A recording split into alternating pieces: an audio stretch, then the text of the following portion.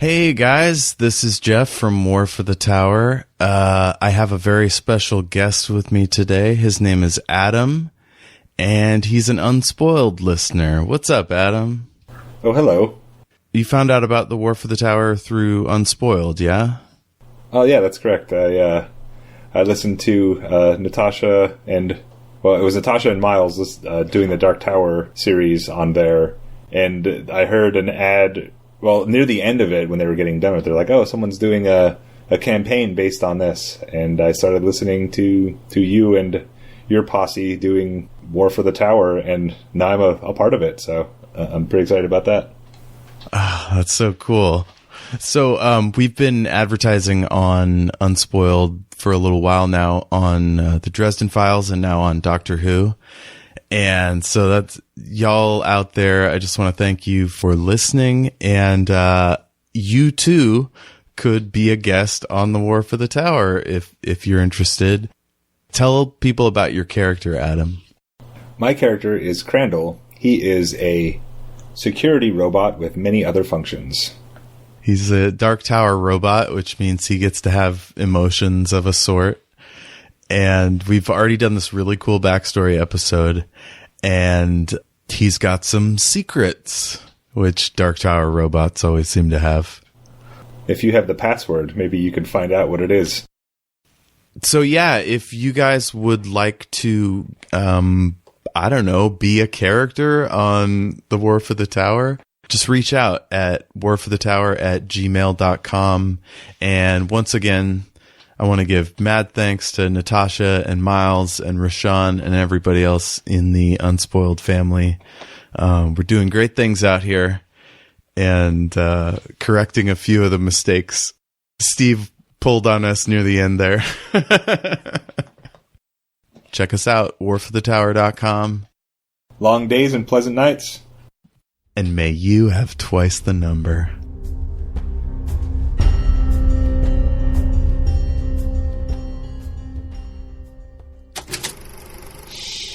This is an Unspoiled Network podcast. This is Unspoiled, covering Doctor Who Season 5, Episode 6, The Vampires of Venice.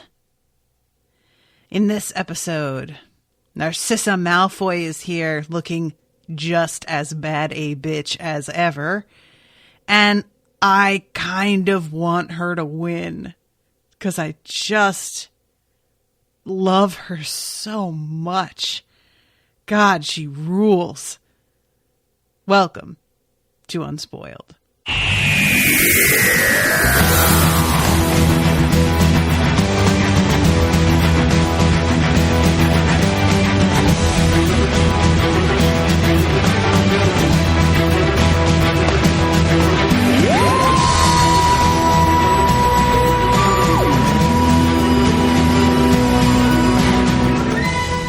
Welcome to the show, everyone. I am Natasha. I'm Jamie.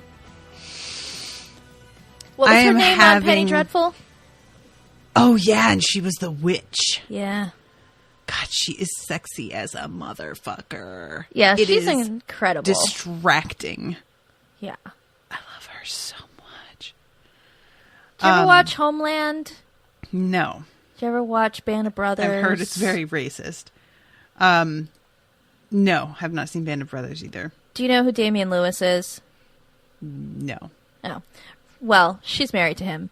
And it's such an odd couple, like visually, because he's very pale and ginger, and she looks this dude. like yeah. that.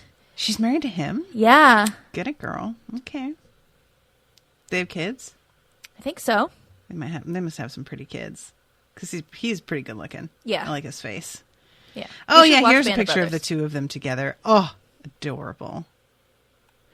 Yeah, I one day hope to achieve the level of hotness that she still has at the age of probably, 50 now? 55? Older, maybe? I have no idea how old she is, because she's sort of, like, it seems like she's just, whatever this age is, she stopped. And she's been this age forever. It does sort of feel that way. She's just got this, like, this Maggie Smith sort of effect. Yeah. You know, because Maggie Smith, it's like she's always been old. There are people like that, and they just like have this age that they are forever, whether it's young or old, that works for them and is the reason that they tend to get a lot of work, weirdly. She was born in 1968. She's 51 years old, if we are to believe the year of birth that she has given the public. But yeah. She'll be 52 this year. So I know that I shouldn't be rooting for her. She's like abducting girls and basically ripping their humanity away and then handing them over to be essentially sex slaves to her sons eventually. Right? That's the plan. Yes. Horrifying. I get it. I am not proud of the fact that I am rooting for her. But I am, because she just rules. And anything that she's in, I'm like on her side against my will. It doesn't matter. I can't help it. It's just not something that I have control over. So I just want to be upfront with everybody and let you know where I stand on that. All right.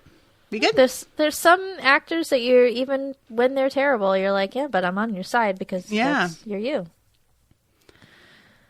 So, opening scene, Salvador San is bringing his daughter in and talking. Don't refer to anybody by their characters' names when we know them from something else. It's just Narcissa Malfoy, Salvador San. Yeah. Last week it was Ser Jorah. Salvador San was also in something else that I forget, because I remember seeing him in that and being like, what do I know him from? Oh, Salvador San. That's right. But God, I love that actor. I wish that he was in more. He just, I don't know what it is about him. He's got that like arresting presence, you know? Yeah. And yeah, he comes in with his daughter and it makes a petition to this woman. And it's really like one of those moments where you see that the title of this is The Vampires of Venice. You see this woman sitting on what's essentially a throne with her creepy son standing beside her. And it's obvious these are the vampires. Mm-hmm. It's all set up. But then it's like the middle of the day. And they walk into the sun for a moment to look at the daughter. And I was like, well, wait, how is this? Because and what threw me off is that later on the sun turns out to be a problem for them. But in this opening scene, I'm like, oh, okay. So these are either different kind of vampires because they are not concerned with the sun, or they are going to pretend to be vampires, or we are going to misinterpret and think that they are vampires when actually that's not exactly an accurate description of them. But then it turns out that the sun is genuinely an issue. So he is asking for her to like take his daughter in. It's not clear initially that there's like a school and like this whole other arrangement, right? He says something about your school. Okay. And it's like begging for her to take his daughter so that she can have a better life than what he would be able to give her, since he's just a boat maker. Right. Okay. So yeah, I must have missed. I saw him like wanting her to be taken in, but I thought it was going to be as sort of a high level servant kind of thing, because that's still like an incredible opportunity. Yeah. And she comes forward and is like separated from her father immediately. Mm-hmm. And her and her son circle this woman. And she asks her son, do you like her? And he says, oh, I do, mother. And then opens his mouth and he's got these crazy fucking teeth. And her father does not actually see this part, But it's very clear from the way that he is immediately separated from her that he's beginning to realize that he made a mistake. Yeah. He is just like, wait, hold on. That's not how this is supposed to work. And it is kind of like, I feel like they could have avoided a lot of suspicion if they had just treated it like she was going to a school and, you know, given her some time to pack, pretended that, like, we have to sign you up for classes. Just go a little further with the charade, basically, for your own sakes. And maybe you wouldn't have aroused suspicion like this so quickly. But they are very impatient and they are a little bit sloppy. So he begins to question this and do some rash things right away. So let's go back to our time. 430 years later. Poor Rory. Oh, Rory. You are so correct. All this episode, I am just like, no, you're right, though. Like, is he a doof? Yeah. Does he still try and use anti-vampire tactics to fight things that we have now long established are not actually vampires? Yes, indeed, he does. I love Rory. Is he actually, like, wrong about anything he says that means something? No. I think he is dead-ass correct. And I think the doctor knows also that he is dead-ass correct. Oh, totally. If the doctor didn't agree with him, he wouldn't have tried to send them back to the TARDIS so that nobody would get hurt. Mm-hmm. And he also kind of is learning from his past mistakes, especially with Rose, where Rose ran off, had this boyfriend, left him behind, ran off, and it, like, kind of ruined their relationship. Yeah. Like, he says that to them, like, you know, one of you experienced this thing, and then you can't relate anymore. Mm-hmm. And it affects everything. Like, he's trying to not let that happen again. Especially with Amy, like, throwing herself at him for no reason. God.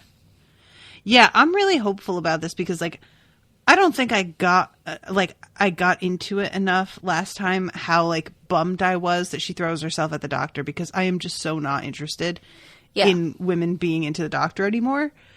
And I am really hopeful that that's kind of just going to be put to the wayside and it's going to really be that she genuinely, it was like a lapse for a moment. And it's hard to tell as of right now, but fingers crossed. That she was having a little bit of cold feet. Mm-hmm. And I had the same fear that you did when that episode originally aired. I was like, oh, for fuck's sake, here we go again. Mm-hmm. I can't with this. Like, that was my big fear with them continually making the doctor younger and younger. And then having these, like, really beautiful women as the companions. Like, they course corrected with Donna, and then all of a sudden we're going back to this. Younger doctor, really gorgeous woman, and now she's throwing herself at him, and I just can't. Right. So I was really happy at the beginning of this where the doctor's, like, popping out of a cake. I mean, like, Rory Williams. So, hey, your fiance kissed me. She's a good kisser, but... What a nightmare. Didn't mean to... That sounded better in my head, but really, just come with me. I hated it so much. So socially awkward, the doctor. Poor Rory. It's obvious that everybody, like, he doesn't get a lot of respect, right? You can feel that. Just, like, that's the kind of dude he is. And he's at his bachelor, his stag. The one time that things are, like, all about him, celebration of him, good time with him and his friends. Meanwhile, he's leaving Amy a voicemail about how much he loves her. Oh my God, how fucking horrifying. This is like an anxiety nightmare. No. I'm sure that's how Rory felt, too. Yes. Oh, he looks so hurt. It's so sad, guys. I hated it. He looks like he's going to start crying, like, sincerely. It's awful. good, lucky man, though. She's a good kisser. And everybody looking at him in horror, and the doctor slowly realizing, oh, that wasn't funny. Oh, dear. And then cut to credits. Ah, rude. So he gets, like, brought to the TARDIS, and it's really difficult for me to, like, not... I mean, he is trying to cope with the enormity of, oh yeah, I'm a dimension hopping alien man with a spaceship that travels through time. Like, he's trying to cope with this, and also the fact that the woman he's supposed to marry the very next day kiss somebody else at the same time. It's unfair. It's unfair. I think the doctor should have gone back a little bit further to when it wasn't the next day that he was supposed to get married. Sure. To maybe when he wasn't surrounded by people in a public place that would hear what he said. Well, the doctor doesn't have the best social graces. It's true. I felt so bad for him right here. Jesus Christ. It'd be like you were about to get married, and all of a sudden this woman turns up, and you find out that she's like, a literal, like, movie star or something. And she's like, yeah, I want you to come and see your boyfriend. He's at my place. And then you go, and it's like this palatial, fucking amazing, like, impossible. And there's nothing about this that makes you feel adequate or important or like you have something to offer to lure her away from this, you know, like, it's just like, I just felt so bad for him. I hated it so much. I like that when they're on the TARDIS and the doctor's like trying to explain like what's going on, and Rory's just sitting there. He's taking everything in, and he's obviously upset, but he is not being pouty or... I don't want to insult Mickey because I love Mickey, but Mickey was outwardly like defiant and sort of pouty about the entire situation with Rose. Understandably. But Rory's just like sitting there, and the doctor's waiting for him to be impressed, and he's like, yeah, it's another dimension. I've been reading up on it since the aliens came the last time, and since you flew away in a box. And the doctor's like, oh, I'm used to people being impressed by this. And I like that Rory was able to have that moment. Like, yeah, I'm not an idiot. I actually did some research. Yeah, I think that the difference, like, Mickey, it feels like, had a little bit more self-respect in some ways. So his poutiness was just like, I can't believe that you would act like this. And there's something about Rory that makes me feel like he is just sort of flattened by it in a way that Mickey wasn't. Like the whole news of this. So he says, like, he is not impressed with this. He knows what's going on. But his expression when he says it to the doctor is of a broken man. It has tears in his eyes. Like, I'm looking at him right now. It is pretty impressive acting for a character that isn't super important yet. And there's something about that feels so, like, more real and sadder than Mickey. Because it's just, he seems to be like, I'm going to play along because I genuinely don't really know what else to do. Well, and you get the impression, too, that, let's be real, Amy looks the way she looks. And the fact that she's with him is probably something that he's always sort of like, what is she doing with me? She's way too hot for me.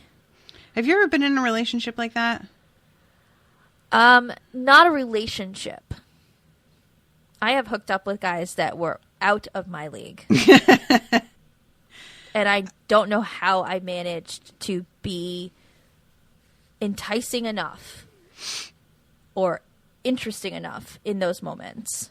Enticing. That's a good word. But yeah, like I think about like, you know, I'm always joking about like how much I love Chris Evans or whatever.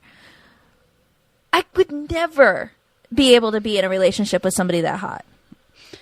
I just don't know how, like, ordinary mortals date people like that. Like, I would be all the time feeling insecure because I am not as hot as them. I am not on the same level. It's intimidating. I had a relationship like that in college. And honestly, looking back now, he absolutely was not out of my league. Like, he really wasn't. But at the time, I really thought he was. And it was a constant, like, worry in a way that I was not familiar with because I had not dated anybody that I felt that way about. And every time that we would go out together, I was just like, people are looking at us and wondering what he's doing with me. They are looking at us wondering what he's doing with me. And I remember right before we split up, I told him that I thought that. And he laughed in my face and was like, you think people are thinking that about you? And again, now that I look back, I'm like, oh yeah, I had that backwards probably. But I really just had the wrong frame of mind there. And it just, if you are somebody who isn't super secure anyway, that on top of it just kill me, you know? Right. Like, his face in this moment is so, oh my God, he's so sad. I'm going to screenshot this so sad Rory face. And to be perfectly fair, because as gorgeous as Karen Gillan is, and she is, it's not like Arthur Darvill is an unattractive man. Mm-mm. He's adorable. He's really more in line with the type of guys I actually like in real life. Mm-hmm. So while I get where this is coming from for him, it's not like, you're not a troll, dude. You're very cute. Right. Yeah, I find it unfortunate that he is being like treated as like, oh, you know, the ugly one. But at the same time, I've said already, women get this all the time when they are obviously like conventionally attractive, but we're supposed to pretend. So I'm not that mad about it. The doctor was comparing him to Tom Hopper, who has that face. Although I do think that Tom Hopper, he's fine, but I think he's better from the neck down. He's a butterhead. That's what I used to say about Josh Hartnett too, but then Josh Hartnett like grew into everything and got all hot for Penny Dreadful. But before Penny Dreadful, I was like, he's not. I don't get it. Like, he's really hot from the neck down. But then his face got hot too. I'm sending you the 2 screenshots I took of his sad, sad face and his teary eyes. Poor Rory. You know he can sing. Oh, I did not know that. He was in Once on Broadway. Wait, which he was Once in a show called Once? Yes. I feel like that's bad luck. Well, the movie Once is beautiful, and I really wanted to go and see the Broadway play and was never able to, but he, I believe, was the first person to play. Aw, poor Rory. Did you see it? Yeah. Like, he's just so... he is on the edge of tears, for sure. I just feel like... And he's not... I wouldn't call him sulky, but he's sad. Seething. Oh, like, there's definitely some rage there. And this guy trying to be, like, a buddy with him. Mm-hmm. Oh, my God. I hate it so much. Look at his sour face. I have too much empathy for these dudes that wind up left behind. How come the doctor never has a male companion? He does. In the past, he has had male companions. But I think it's always not just a guy. I could be wrong about that. But one of the most popular and talked about companions is somebody named Jamie. I think he was from the second Doctor, maybe the first Doctor. He was Scottish, I think. I could be wrong about that too. I'm not a historian. Cat signal. I'm not a historian. Aw, he's so cute. You see it? Face. That one's the saddest, I think, is him like kind of like looking at the doctor, but also like afraid to make eye contact. There's a feeling of like, if I look you in the eyes, I will either punch you or start crying. So I have to not do that. I mean, at least Rory has eyebrows. He's got a one up on the doctor there. I'm telling you, listen, I'm not trying to like yuck anyone's yum here, but the doctor is not attractive. I'm sorry. Can we break down that phrase? You've never heard that? No.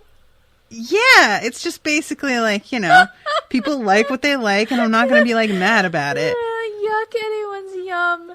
I can't believe you've never heard that before. No. That's a very common thing. Not common enough. I mean, I've heard it like dozens of times at least. Matt Smith is not conventionally attractive, but there's something about him that he has an appeal. I get it. Like, I get that. Yes, he's very appealing on screen. He's got such a presence, and he's such a great actor. He's not hot, though. He's got amazing hair. No. No? Sorry, can't so agree on that much of either. it. His hair's fine. I like it when it's special. messier. It's not messy enough in this episode. So as a gift to them, he's going to give them a date. And he chooses Venice. It's not a bad choice. It's not terrible if it were the present day. But even then, if there weren't fish vampires. I don't feel time travel is romantic because you are going to be dealing with many diseases, smells, lack of modern amenities, basic hygiene issues. Yeah, I suppose that's true. Food safety problems. There's a host of things that could easily go wrong on a honeymoon taking place today in the present day if you are going abroad. Never mind adding the fact that they have not figured out how to pasteurize milk yet or anything like that. So for me, bad choice. I would not like this. Yeah, I agree in that, like, if you remember at the end of the episode after the whole storm and everything goes away, they're showing people literally picking up loaves of bread off the ground and throwing them in the basket. And I thought, that's what I'm saying. You're going to sell that? Mm-hmm. You just dropped that bread on the ground, though. Yo, listen. They do not wash their hands after they use the bathroom because they don't know about germs. Did they even have... They didn't have toilet paper. What did they use? Yeah, a lot of what I've read is that there were like if you were at home, you would each get a cloth that was like assigned to you. But in public places like taverns and stuff, they would have piles of like leaves or straw. It's horrible. And yeah, that was sort of usually what was used. Do you ever see Donnie Darko? Yes. There's an interesting conversation in Donnie Darko where they're like, what do you think the most important invention in the history of the world is? And he says soap. And the girl he's walking with is like, soap? He's like, yeah, soap. To get rid of germs. People can be healthier because now they're clean. And that always stuck with me. I was like, it's very true. It's very true. Yeah, I suppose so. Like, it might not be the most... It's one of the most important inventions, though. Yeah, it's just kind of an interesting thing because soap isn't necessarily a disinfectant. So I get what he's saying, but it might not have worked the way that he is thinking right away. Right. But I get the gist. Yeah. And I see his point. I'm trying to think what I would consider like one of the most important inventions, and I really can't say. I just like personally love paved roads. Yeah, paved roads are nice. Like that's just I have watched enough like moments in TV shows of people riding in carriages on either cobbled or completely unpaved streets. So you lived in Philadelphia. That you know about those cobbled roads. In a car, it's bad enough. Yeah. Being pulled in a carriage that's on a street like that, yeah. I don't know how you still have all your teeth by the time you get wherever it is you're going. Right. Like, just kill me. Oh, my God. Especially, like, people on wagons going down, like, these rutted basically like tracks in the middle of fucking nowhere when they were like pioneers. There wasn't even tracks sometimes. They would just go across a fucking field. They were like, it's flat enough, I guess, and then just head out there. Like, wow, no. Roads, please. Thank you. So that's definitely one of mine. I would say air travel. Yeah, that's pretty good. I see that. Anyway, okay. So they wind up in Venice. It's a little bit difficult for Rory to continue being unimpressed once he is faced with all of this. Yeah. And he even says something about like, yeah, wow, I can see how this would happen, that you have been part of this, and how is it possible to even compete with this? You know, like, you can't, you shouldn't, don't try. Right. So they're heading in this one direction, and this guy stops the doctor and wants to know what his identification is to go in this direction.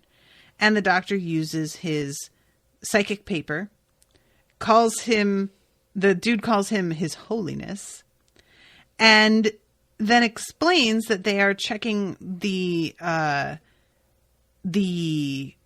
residential papers. Is that the word I want? I don't remember. He's trying to make sure essentially that nobody is coming into the city because they're on lockdown due to the plague. And the doctor's like, the plague? I thought that was all taken care of. And this guy's like, no.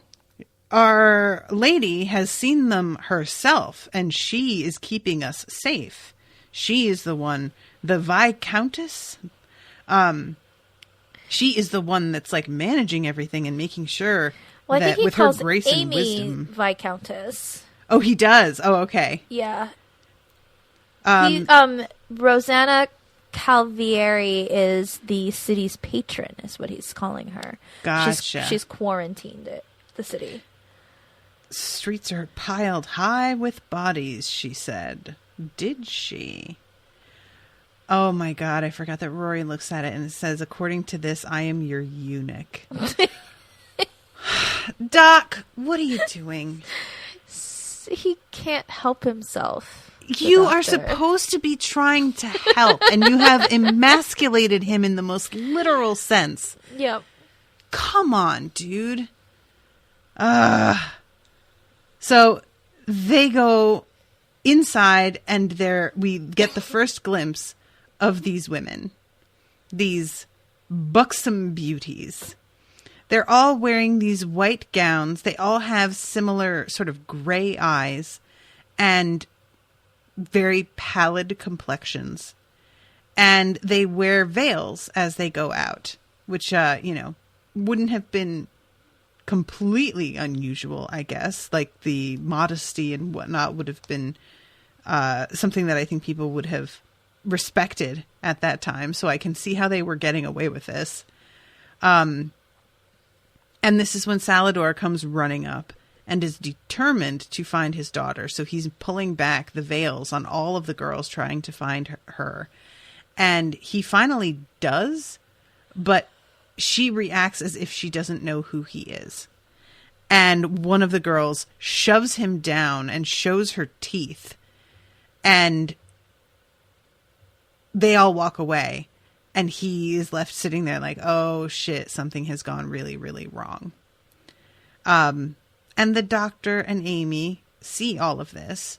And she's like taking it in, turns to say to him, what was that all about? And he is gone. And then she turns to Rory and says, I hate when he does that. And Rory just nods in this like, I'm not going to pretend I didn't hear you and be a total dick, but I'm not going to pretend that everything is cool and just have a conversation with you about the guy that you kissed very recently and act like that's fine either. So I'll acknowledge that you said something, bare minimum, and then I'm going to turn away from you and not make eye contact because I can't believe that you're just trying to act like everything is fine. And again, Team Rory on this one. I hate when he does that. Don't say things that emphasize how familiar you are with this guy. and how much time you've spent with him and how, oh, he does that all the time. Don't do it. I understand that he knows that that's true, and we all know that that's true, but it's psychologically just like really mean. You know what I mean? Yeah. I just, everybody is being mean to Rory, and it's Mickey all over again, honestly. I don't think she understands where Rory is coming from right now. Clearly. Yeah. And I don't understand how she doesn't understand. Does she know the doctor told him? I don't know, because she wasn't there. Yeah. So anyway, I'm just like this. I really fell for him this scene. He's just doing a really good job with his acting here. I'm saying. So the doctor goes and finds the father and is asking him questions about what the hell this is about, what happened here, because obviously what you thought your daughter was getting involved with based on your reaction just now is not what you got. So what's happening? And he explains that she didn't know who I was just now, and I don't know what to make of that. And the doctor's like, all right, well, let's go and meet this Signora. And then we get to see the Signora. She is kneeling in this courtyard, hydrating. Mm-hmm. Jamie and I have recently had a talk about this. That's true. I forgot about that already. Guys, hydrating. I know I've already talked about how peeing is for the birds and wet tubes are very inconvenient. But over the past couple of months, I've been making a real effort to eat better, to get a lot more exercise in, and to hydrate. And I'll say this. At first, I was not dealing with the hydration. I was just trying to eat better and exercise more. And I can't even tell you guys the difference. Like, I don't want it to be true that what I eat matters so much to how I feel. I don't like it, but it's true. I have just got way more energy and am overall in a better, stabler mood now. 1,000%. But the hydration is, I can't figure out whether it's even anything. I know allegedly it's supposed to help you. Allegedly. That's the word I'm using because I don't see it. All I see is having to pee every half hour now. And the one good thing that comes from that is that I have an Apple Watch and it counts how many times you stand up during the day. Mm-hmm. And I do stand up much more now because I have to pee fucking constantly. But there have been a lot more podcasts where I either have to pause and go pee, which I have never, ever had to do in the middle of recording, or that I have had to be like, okay, we really need to wrap this up. I have to pee so bad. And that also was never really an issue. It was an issue here and there, but like not like it's been. And it is, why? All I want is some like really hard concrete evidence for me personally of how much I should be drinking, because I'm going by the like 8 to 10 cups of water a day rule. Mm-hmm. And I feel like that's too much. It has to be. My body does not seem to hold on to it. It reaches capacity. It's like a sponge that's oversaturated, and there comes a point where it just drips. Gross. Exactly. Very much so. And it's just like, no, I'm sorry. We're going to have to get rid of some of this. And it's like instantaneous. Like I'll drink some water and immediately my body's like, no, we didn't need that. Why? Get rid of it. Jesus. She gave us more again. What is with her lately? That's the vibe that I get from my body in response. Well, I don't have answers for you because I'm not a doctor, but I do know that our bodies do need water. And I'm not saying they don't need water, period. Right. I just think this hydration thing is nonsense. Well, maybe you're overhydrating. And maybe you're overhydrating. Shut up. I mean, if your body is a wet sponge, like, maybe it's too much. Don't drink. Your body is a wet sponge. John Mayer. Yeah, anyway. So yeah, when she was like kneeling and just being like, Mummy's hydrating. We never interrupt a mummy while she's hydrating. I was just like, girl, this is not what you think it is. Get out of here. Well, she's a fish. So yeah, as it turns out. She probably needs it a little more than you do. Can we talk about the beauty of the pun that she is pretending to have a school? Yeah. It's great. I love it. I love it so much. I'm mad that nobody mentions it. It doesn't come up. Like, no, it should. It's a good, clever pun that just kind of flies under the radar a little bit. And like, I respect that. I respect like not spoon feeding your audience and being like, get it. But a part of me was like, oh, come on, somebody mention it, please. Well, I like it. This would be one of those subtle differences between this showrunner and the previous showrunner. That's true. Although this episode was written by the same person who wrote the episode that Giles was in. Oh, sweet. The episode where there was another bad guy that I was like kind of rooting for. Well, that's interesting because the one bit of trivia that I saved was that this episode has similarities to School Reunion. They were also written by the same person. The pre-title sequence involves a scene of a young girl being attacked by an alien and is followed by a scene in which the Doctor appears during a common activity and says something rather ordinary.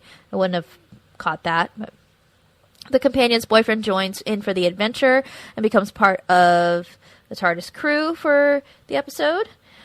Both episodes feature scenes where two of the main characters discuss the Doctor's effect on relationships. The alien species in both episodes can transform into humans. The leader of the alien race in both episodes proposes an alliance with the Doctor. A minor character disposes of most of the aliens by causing an explosion. The alien's plan is thwarted by a simple flick of a switch. And both groups of aliens exhibited traits of vampire mythology. Interesting. So it's almost like Toby Whithouse has one trick, and he keeps riding that pony. But it's also interesting that these bones work in both episodes in different ways. Yeah, I feel like you can have the one trick as long as it's spaced out enough between them. Yep. And you do something different enough with them. So that works. Oh my God, I almost forgot to mention that Amy says to the Doctor when he asks what she wants to do, that she's had enough of running up and down corridors. Mm-hmm. Which is how I described the show at one point. Yep. So I feel extremely happy that that was actually like specifically mentioned by a character. I found that funny.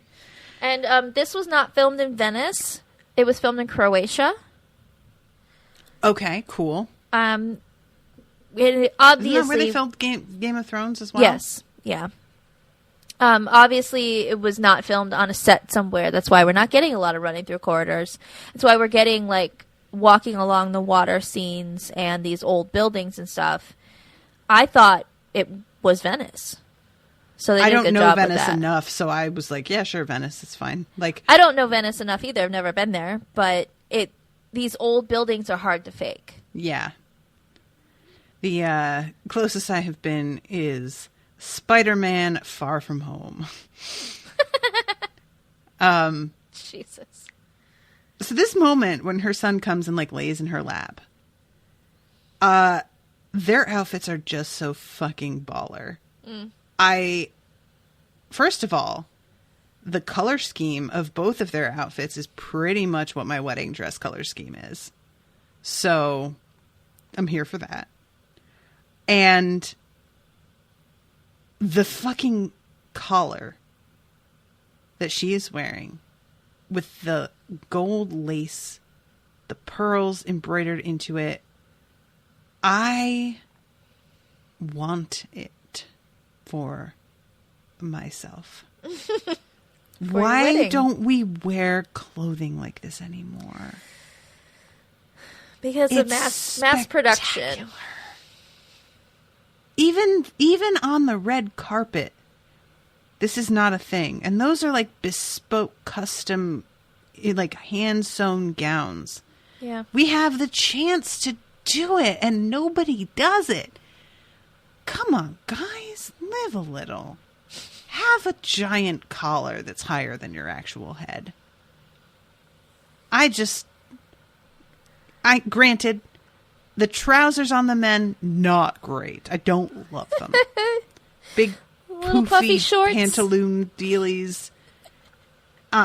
It's a little bit close to like the romp hymns. You remember that whole thing last year? Yes. I never saw them in the wild. Same. But they always amused me that there were actually dumb dudes that were like, yeah, let me wear this like pastel romp hymn. It's one of those things where I'm like, men, I'm glad that you guys are branching out and wearing shit that is more fun. Like, you guys do get kind of shafted when it comes to getting to express yourselves the way you really want. However, there's so much that could have come before the romp hymn as more of a priority that this is the thing. Oh man, it's like the other thing that was a summer staple for like rich white boys were those colored khaki like shorts with all of the different things embroidered on them. Yeah. Remember those? Yeah. So you would have like turquoise shorts with like little anchors embroidered on them, or pink ones covered in little lobsters. Yeah. It was just, like, come on, really? This is the best we can do? And it's just only appealing to waspy dudes, and they all dress exactly the same. And so it's not even individual. Guys, I know when Jamie says they all dress exactly the same that you're like, that's a stereotype. I am telling you, God's my witness. I was in Connecticut on the shoreline with Brendan's family, and we were going to a pretty expensive seafood restaurant to celebrate Mother's Day, I think. And it was pretty warm. And I am not kidding.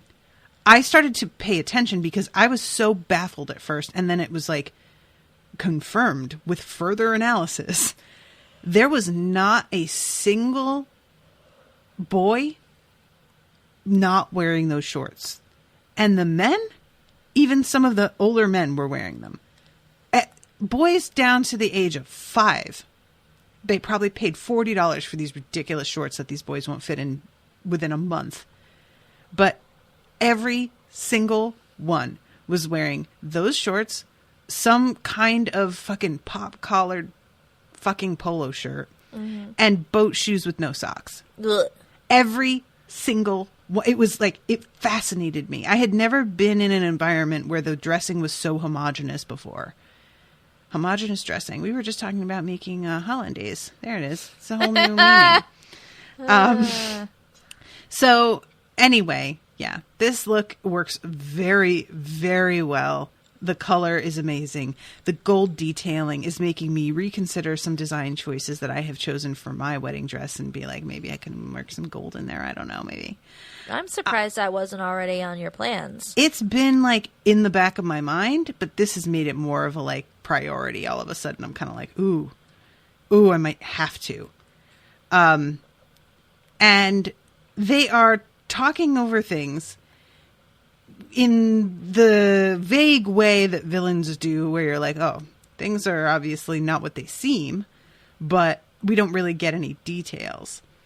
And then they get interrupted by the little servant dude who I guess doesn't know what they are, even though he sees them like torturing these girls and doing whatever with this green light, but he doesn't seem to be aware that... He might know. You know what I'm saying?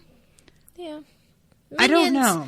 Minions are minions for a reason. They don't care to see torture and corruption happening around them because they've got a modicum of power. There's just like a look on his face when her perception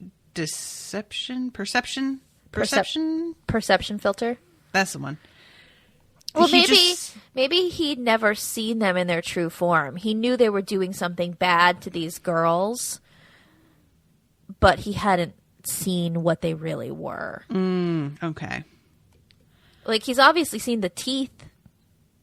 He knows they're not human. That's true. That's true. So her son is laying with his head in her lap, being like, can't we speed things up a little bit? And she's just like, no, we have to let them hammer at our door and beg to be taken. We follow the plan. And then we go to Rory and Amy, where she tries to be like, I was just scared. I had almost died. I had been fighting. And he asks, did you miss me?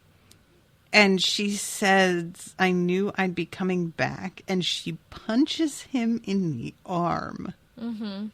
Guys, I don't know if you need me to let you know, but you do not indicate romantic feelings and a genuine affection for a person that you are about to marry with a little punch to the arm.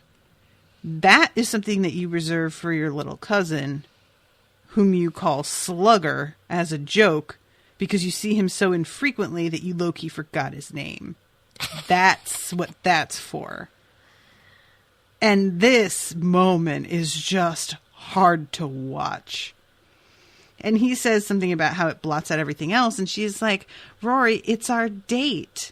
And I'm like, I guess, but like, you did just kiss somebody else. You're supposed to get married the next day. The fact that he wants to talk about this doesn't feel wrong to me.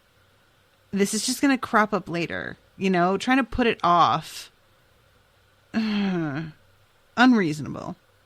But to his credit, he does look around and really appreciate where they are for the first time and feel a little bit like overwhelmed by it. And I admit that I was like admiring of the fact that he sort of tried his best, even though, let's be frank, she doesn't deserve it. Yeah. Like, you know? So then we have the thing where the son in his fabulous purple and burgundy outfit, I swear to God, I can't handle, attacks the girl selling flowers. And they hear the scream, Amy and Rory, and they go, I love that he's about to take a photo with his fucking phone in 1580. Because why not, you know? Yeah. And they come across this dude who is bent over the girl's body and has bitten her on the neck. And we find out later that, like, they're not vampires, but they do drain them of all of their, like, water. Mm-hmm. So it looks like he's sucking blood, but it's not, and that's not all that there is to it. Right. And he's like, I mean, it's out in the middle of the day. He really does not give a shit who sees him, I guess, which is a weird, like, sort of a weird play to make, but okay. And Amy chases after him, and she winds up at the end of a tunnel, like, that opens out right onto the water, and he appears to be gone. I didn't really get that. Like, the man is clothed, and he doesn't just, like, does he just, like, transform into a fish? I guess he's always a fish. Other people just don't see that he's a fish. Right. So he can just jump into the water and jump out again and still look perfectly dry because it's not there. His clothing isn't actually there. Right? Yeah, but when he does come back out of the water, he's wet. Oh, I'm not like, didn't remember if he came out perfectly dry later, but I was just thinking, like, if he wanted, I suppose he could look dry. Could he? I think the clothes would, I don't know. Because the clothes aren't actually real. Are they? They're real. Because when she takes them off when she later... But when the perception filter gets fucked up, she doesn't have them on. Does she? She's just a monster. Well, she's not a monster wearing a dress, right? I think we just see her head. I don't think so. All right, I'm going to keep an eye on it. Yeah, keep an eye on it. So the doctor is trying to infiltrate this thing to find out what's happening with the girls, and he's looking in the mirror, and then he gets the sense that somebody's there, and he turns around, and there are 5 girls standing behind him. He's so funny in that scene. And they're all very bodacious with their bed head and their nightgowns and their eyeliner. He's like, I just never pictured vampires so buxom. Oh my God. I think he says fish. I think Was he it says fish? I've never pictured fish so buxom. Yeah. I think he's really funny in this episode. Yeah, it's like and this bit about just being like, how are you doing this? I am loving it. It's just amazing. And these girls, like, honestly, are doing a pretty good job of being like creepy sexy. Mm-hmm. And eventually, like, they begin to come at him with their teeth. And he kind of like cottons on to the fact pretty quickly that they are fine with him thinking that they are vampires. So maybe that's not what they are, because they seem way too prepared to blow their cover in that fashion. I would also like to mention that the teeth design on them is much creepier than the usual vampire tooth design. Yeah. I find it extraordinarily unnerving. Basically, the front two actual teeth makeup is covering to make it look like gums, so that the incisors are the first front two teeth. And it has this very snake-like sort of effect. Yeah. Oh, God. I hated it. I have always been sort of fascinated with the fact that, like, so many different iterations of vampires have such differently designed teeth. And granted, these aren't actually vampires, so that's part of why they look different. But nevertheless, you know, the teeth on, I think on True Blood are set closer together than the usual vampire tooth look, if I'm not mistaken. And then there are ones like Twilight where their teeth don't have fangs. It's not a thing. They just have regular teeth that are very sharp, you know? So wait, what? On Twilight, they don't have fangs. They don't have fangs. No. They just have regular teeth that are very sharp. It's just regular teeth shaped like teeth. Yeah.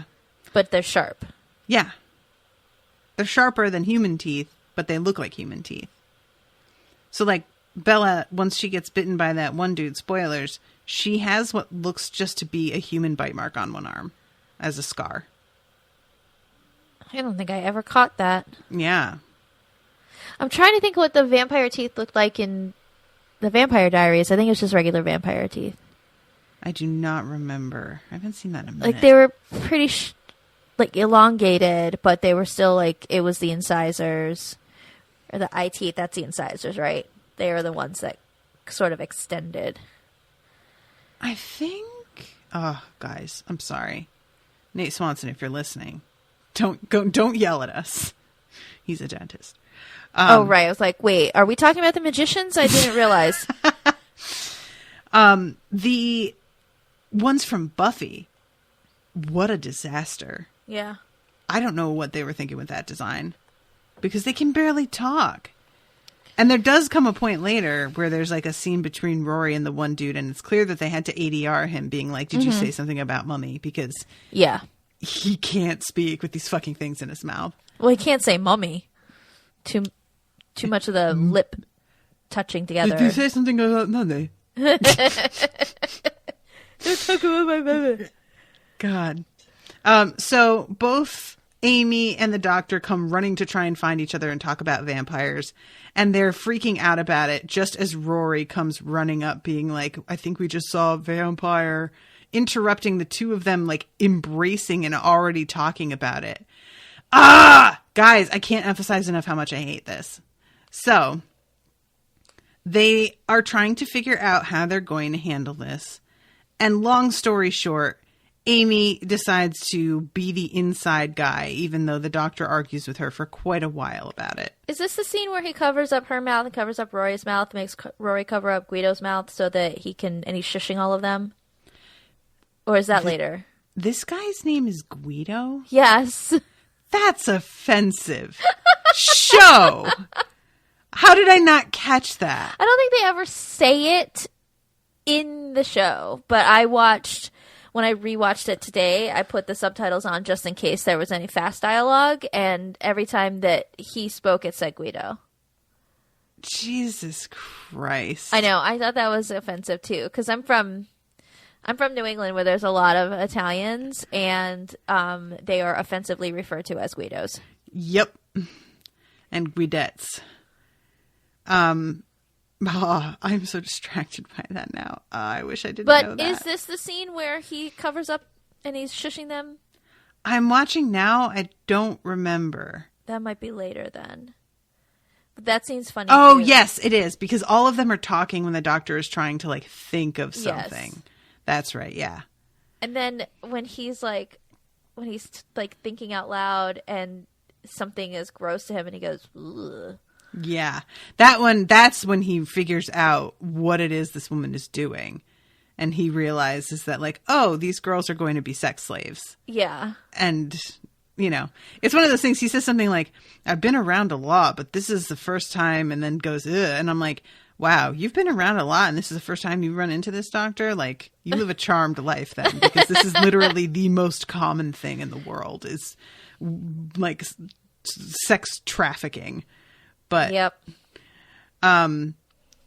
So, yeah, eventually Amy convinces him to let her do this. That, like, he doesn't want to involve her because this is supposed to be a special date day. But, you know, they don't really have a whole lot of options here. So that's what they decide to do. And then there's the horrific scene, again, in which she says that the doctor playing her brother would be too weird. He has to be her fiance. But if it's Rory, he can be her brother. Because that would be fine.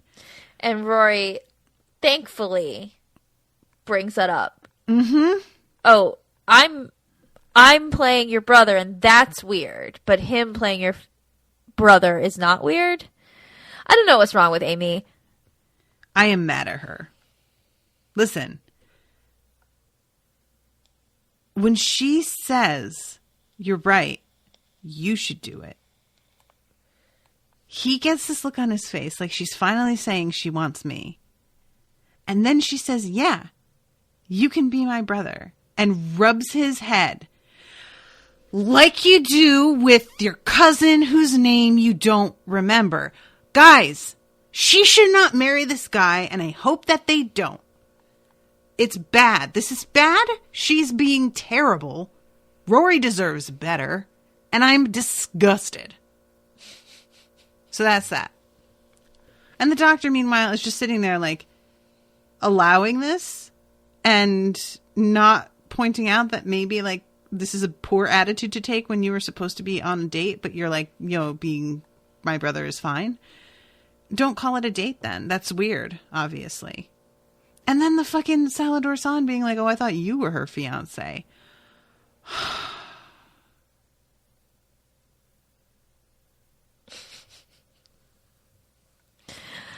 I agree. I am with you.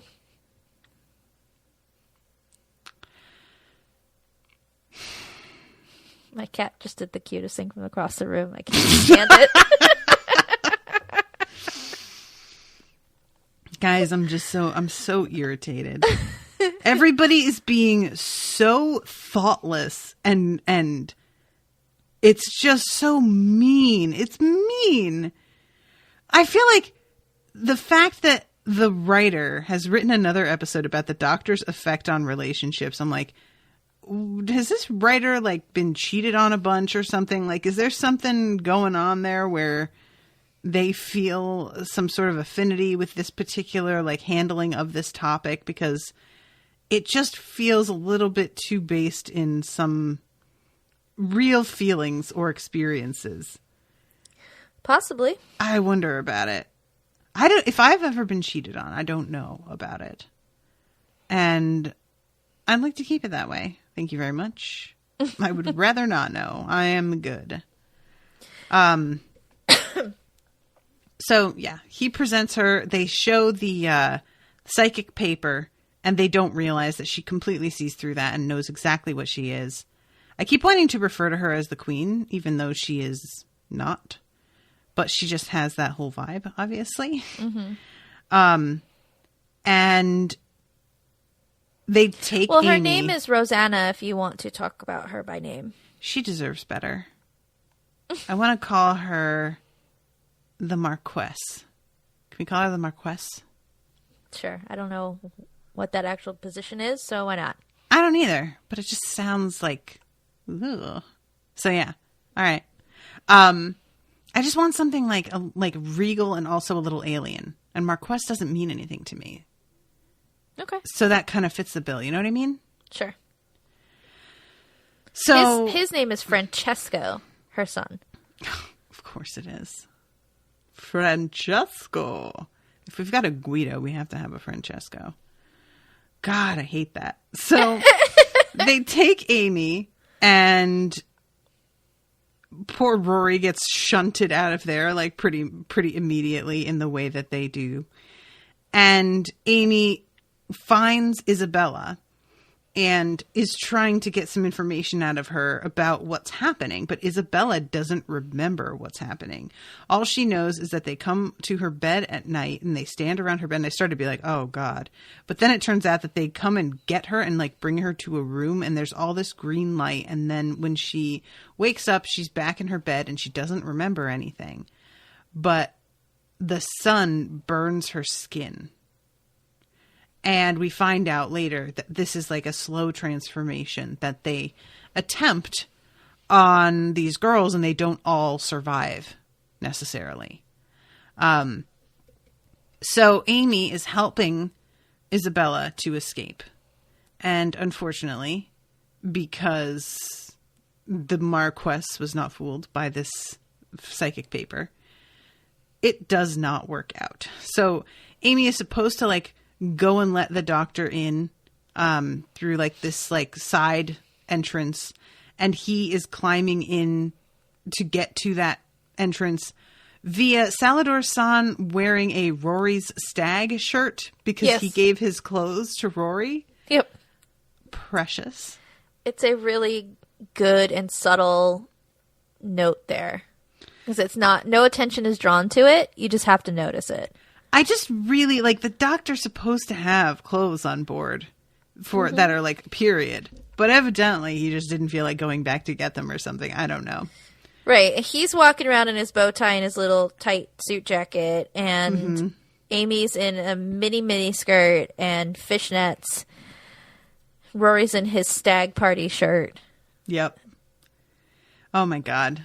The whole look of them walking around as they are.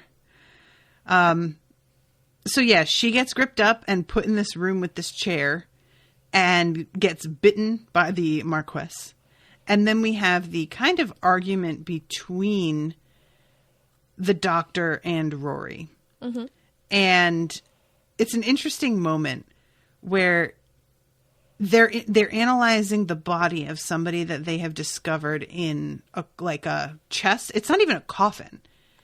It's like they've just been tossed aside into like an empty chest.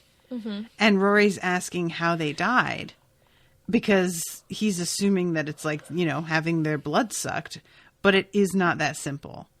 This isn't actually when they have this argument, is it? Yeah. Oh, it is. Yeah, you're right. He says, you know what's dangerous about you. And I was like, oh, Rory, speak on it, baby. I was so excited. He's just starting to get like fucking mad now. It's not that you make people take risks. It's that you make them want to impress you. You make it so they don't want to let you down. You have no idea how dangerous you make people to themselves when you're around. And they get interrupted, but you can see when he says that the doctor feels that shit. Yep. He 100% is like, oh, damn, you have read me. And I was here for it. Like, there's the thing about it that's so frustrating. There's not necessarily anything the doctor can do about that. Do you know what I mean? The only thing he could do is not have companions with him. Yeah. Yeah. it's like one of those things like, well, you're too intimidating. I am not responsible for whether you find me intimidating. I am who I am. If you are intimidated by that, that is your affair. And that's sort of the same thing as this, where if they want to impress him, that's on them. If they are that desperate to get his approval, approval, more than that, respect, that is their issue.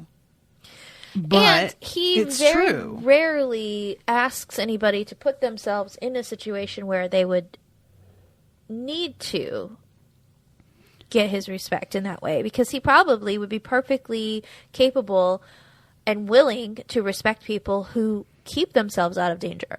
Mm-hmm. But he keeps finding these people who are like, no, I'll go check it out. Mm-hmm.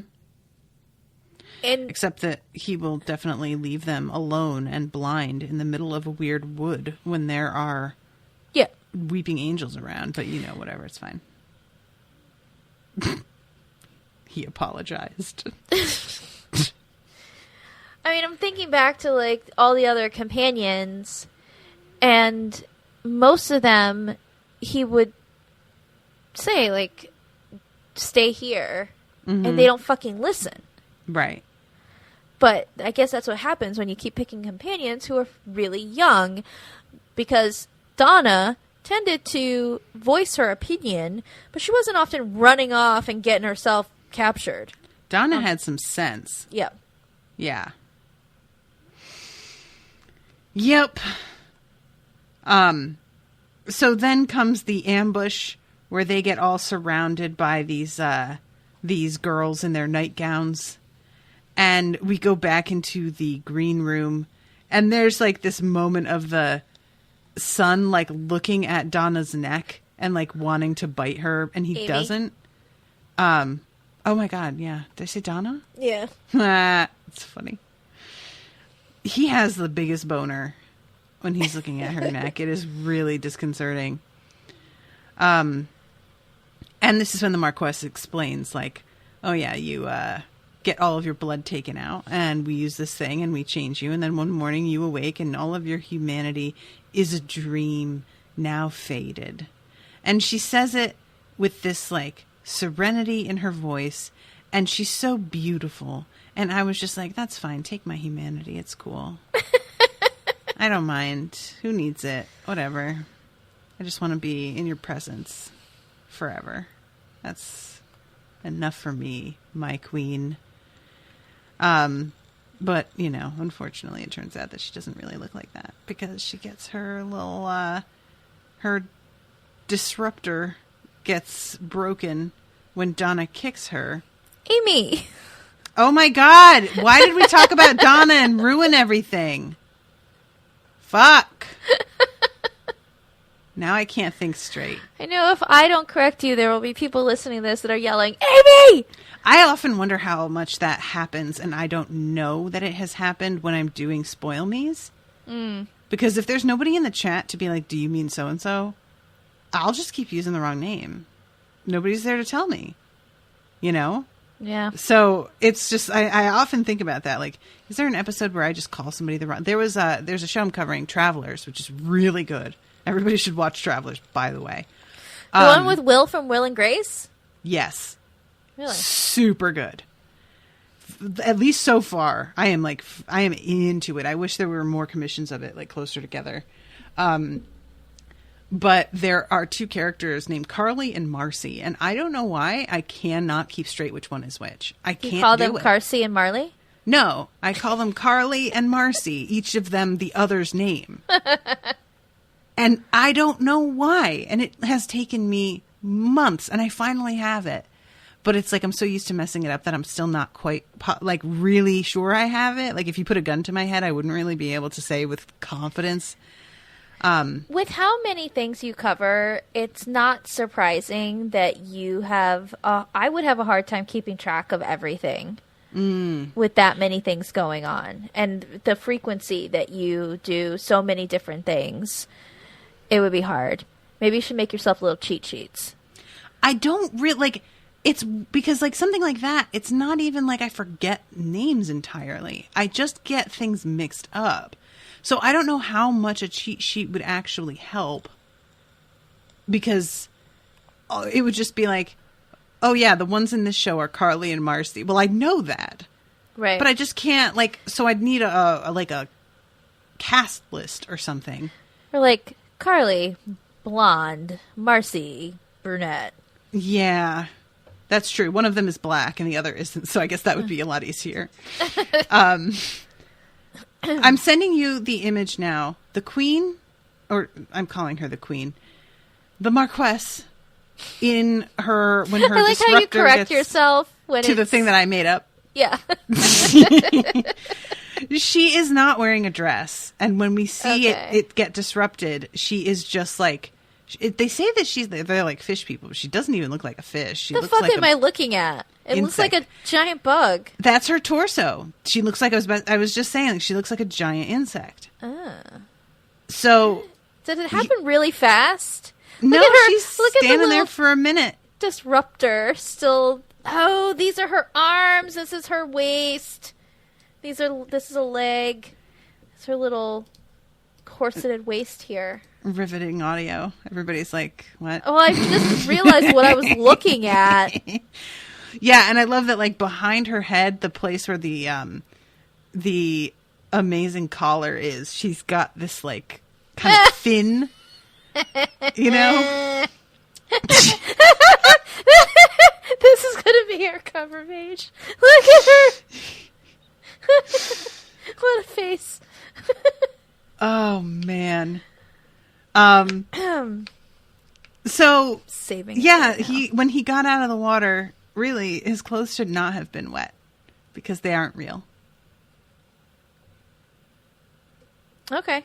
You know what I mean? Yeah. Sure. Unless, no, not unless. No, yeah, they shouldn't have been wet. But anyway, I love how indignant the Marquess looks because this has been damaged and there is simply no fixing it, evidently. So now she just has to walk around occasionally losing her whole look. And that's a disadvantage. Got eyelashes. This fish has eyelashes. So they get distracted and go out to meet the doctor in the hallway, who has a UV light that he is using to hold them all back because they're, sensitive to sunlight. Mm-hmm. And Isabella runs into the room that Amy has been left alone in and releases her, and they all start to run. But they don't really have much of a lead at all. He keeps depending on this UV light to sort of hold them back. Mm-hmm. And they eventually get to the door out, and Isabella is too far behind them, and the sun affects her, which apparently nobody remembered, and she can't continue out. I was just like, pull something over your head, girl. You have a pile of skirts around your waist. Lift one of them up over your head. But no, she gets pulled back inside. The doctor attempts to grab the door and shove it open, and he gets electrocuted and passes out. It's pretty brutal. And we find out later that Isabella was executed. She was made to walk the plank and then gets eaten by the sons who are in the water. Yep.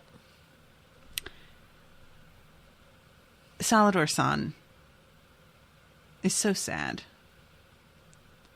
I felt so bad for him. And she's just like, the moment when she's like, do you think I'm going to drown? I'm Venetian. I can swim. And I'm like, they obviously don't think you're going to drown, girl. Come on. You don't see that roiling in the water underneath you?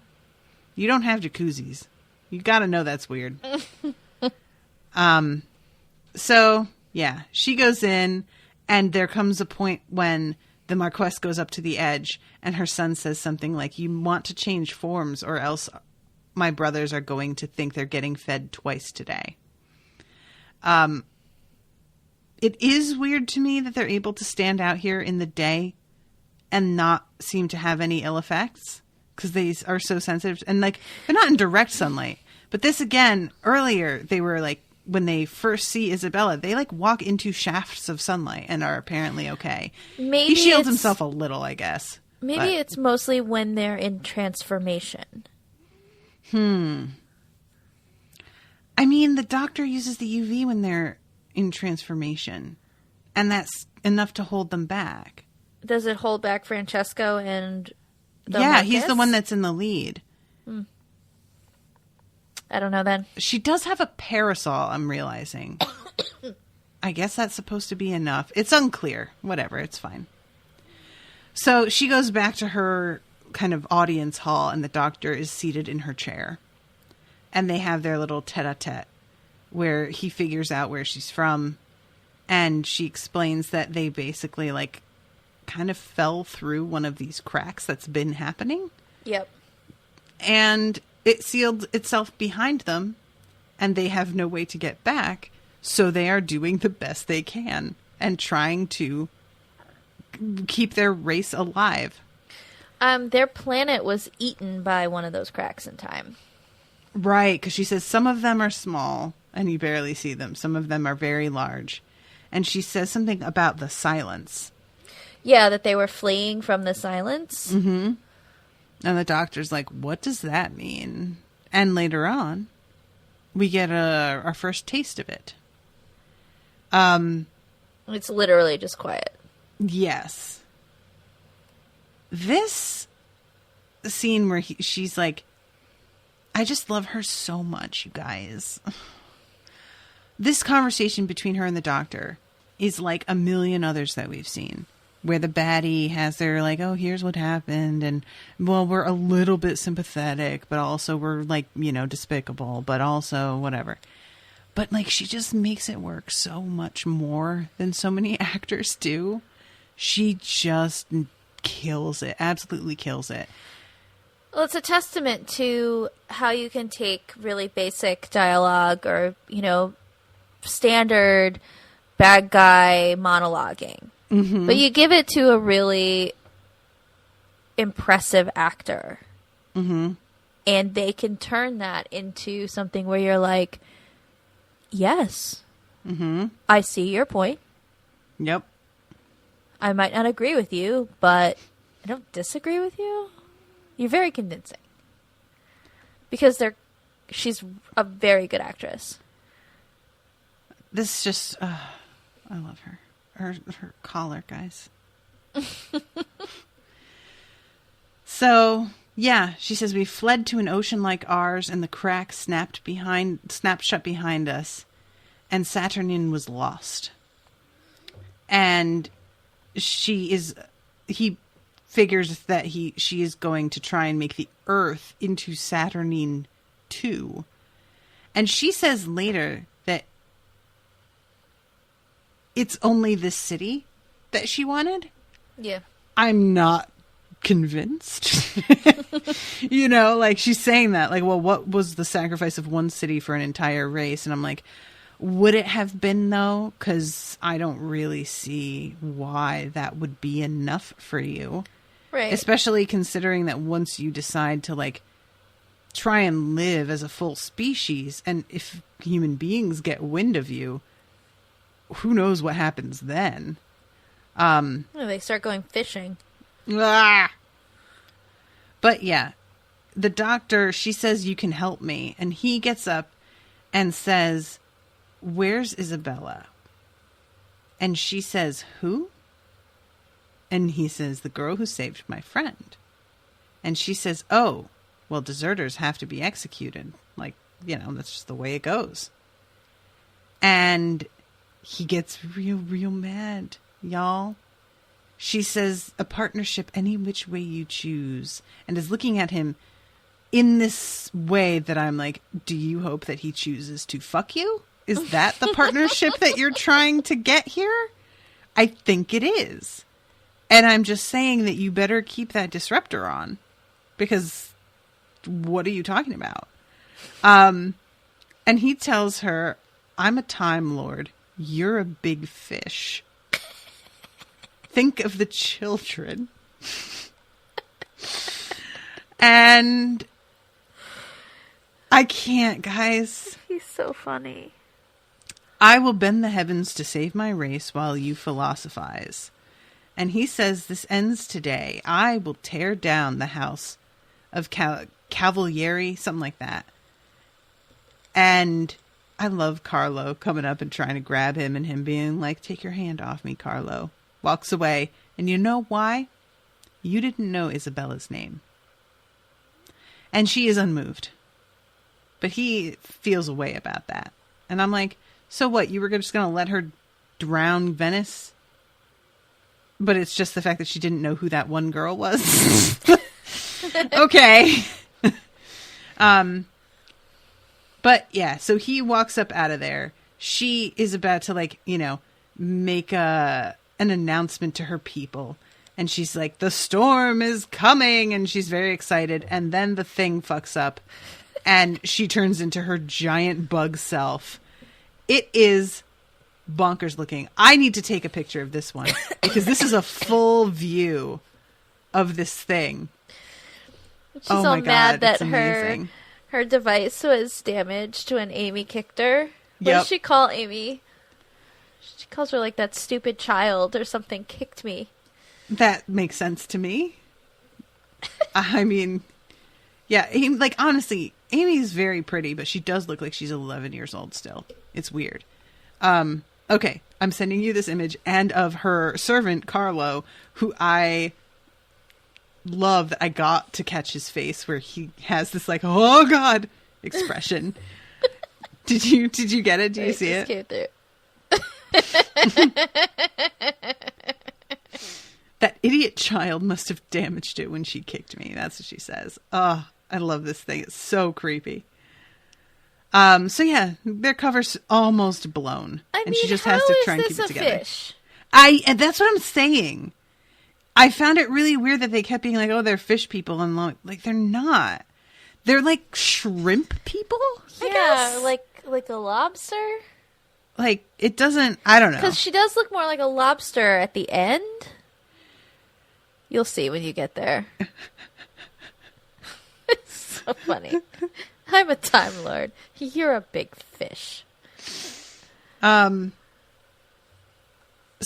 okay. We have the job is all of these girls coming to the window and trying to grab the doctor and his compatriots in a hilarious moment of them being gathered around the window looking like super hot women. But then when he shines his screwdriver at the window, you can see them for what they actually look like, which is utterly terrifying. Buxom. This is where he says, ew. I mean, I've been around a bit, but that's seriously, ugh. Yeah. So they run. The safest place is to be out in the sun, except that Guido goes back inside, closes the door behind him, and then lures all of these bitches closer and closer until he's up right against the powder kegs. Yep. And then he blows them up, sacrificing himself to take all of these girls out. And it was a noble moment. I wish you didn't have to do this, Guido.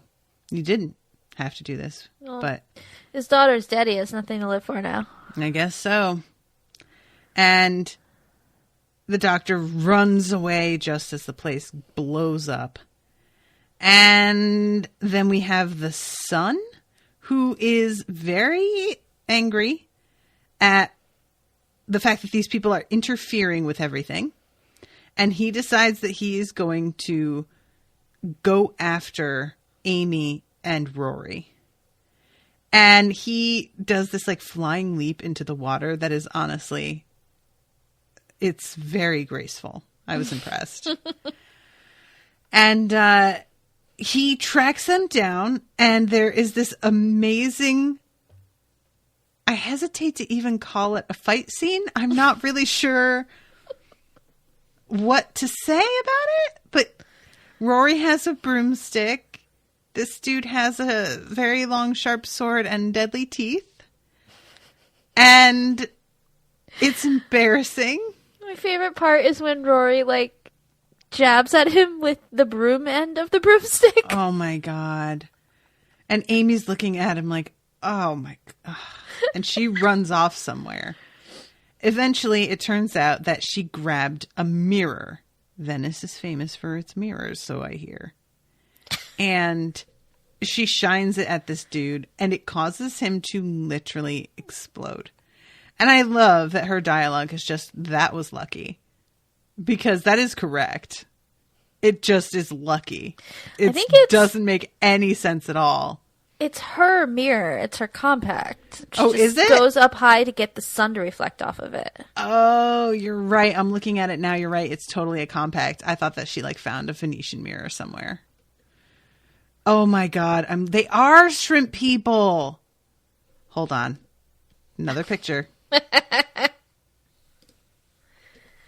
Also riveting audio.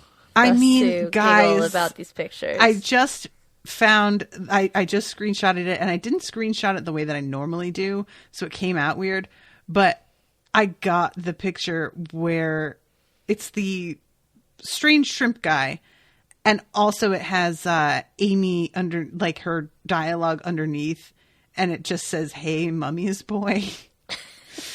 This is a weird combination. But yeah, there's his tail, and it looks very shrimpy. Or lobster-like, I guess. It looks like a shrimp tail to me, but just enlarged. Lobster tails are pretty similar to shrimp tails, though, if I think about it. So yeah, you could go either way on this.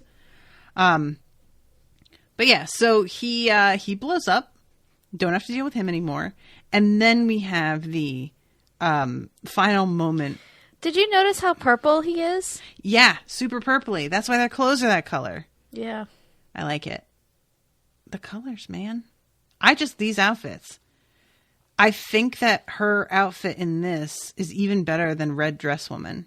Mm. It's just so good. I forgot to mention that Amy grabs Rory and really kisses him here. And that seems to be like the signal that apparently his bravery like fixed everything, I guess. Reminded her what she likes about him. I guess so, yeah. That, yes, the doctor is exciting and adventures are exciting, but this is pretty exciting, having her fiance along with her. Mm-hmm. And look, he can handle himself. Mostly. I feel like this is not an argument for that. I mean, he tried. Yeah. So we see the storm brewing, and the doctor is just like, oh, what do I do?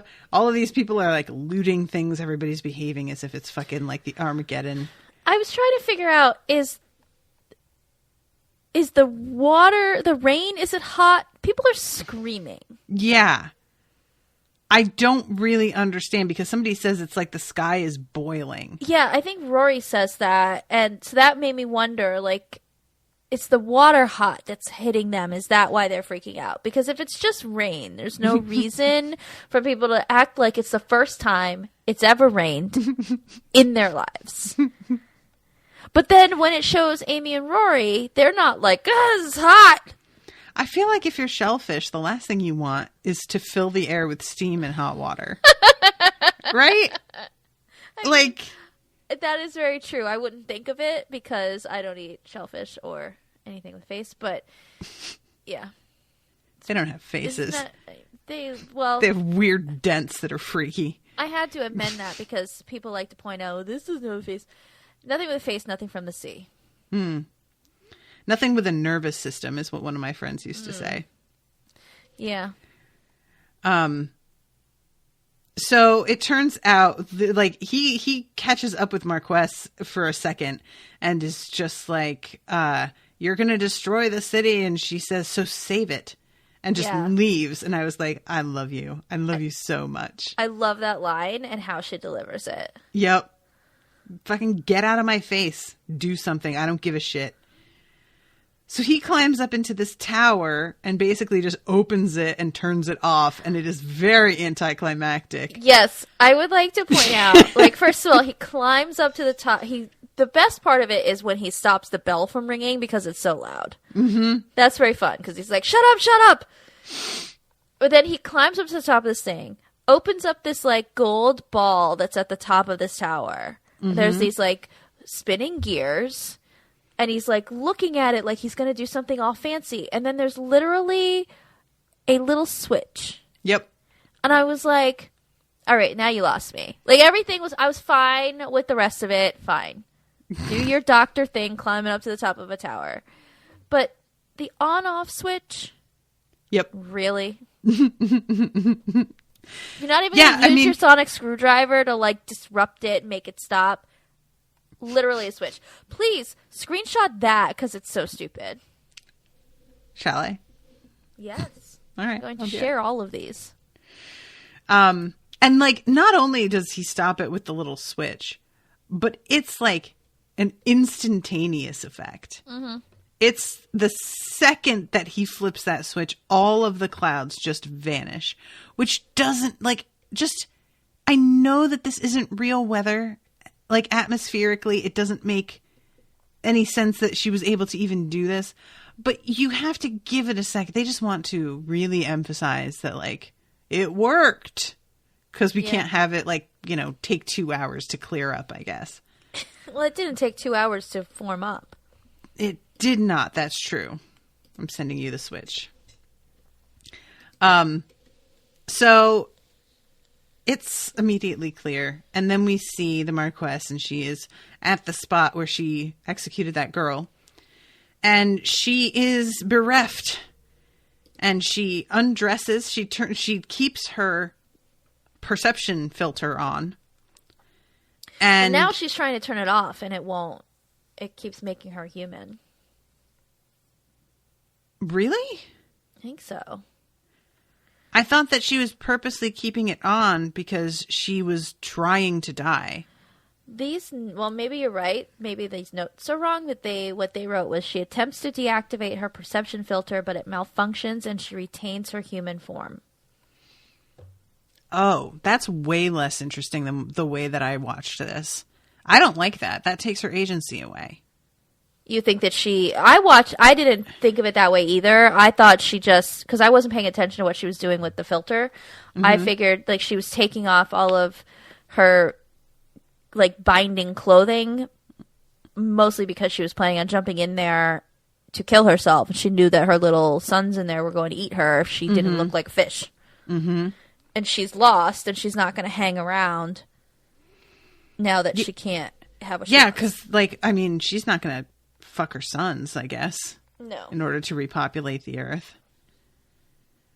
So they're saying that she tried, but the thing is that she doesn't even have it on when she jumps in the water, like on her body.